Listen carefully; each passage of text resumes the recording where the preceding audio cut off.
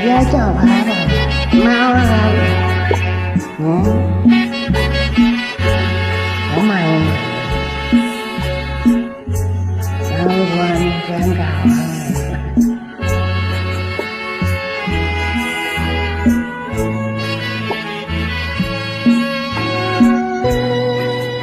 ได้ดีนะ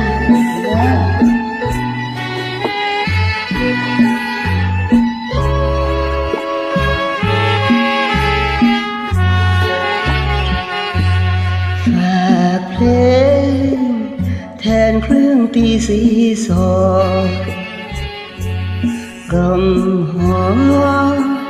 ให้เธอครองรักกันเพื่อเป็น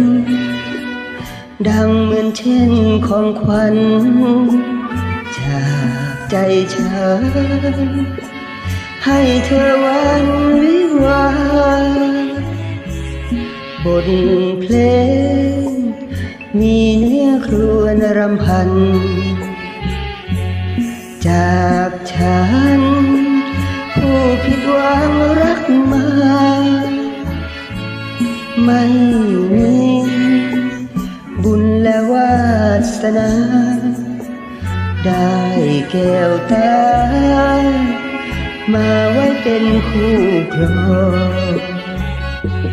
ฉันไม่อยากจะมาเห็นหน้าทุนหัวเพราะฉันกลัวจะผ่านลังน้ำตานองฉันจึงเปล่งเสียงเพลงมากล่อมหอทองคำร้อยกลองแทนน้ำสั่งหลังฝากมาฝากเพลงแทนน้ำคำจำรีเปล่งเสียงขอให้ทางน้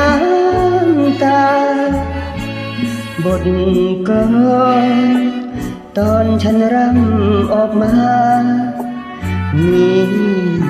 ละนะพรวิวาให้เธอ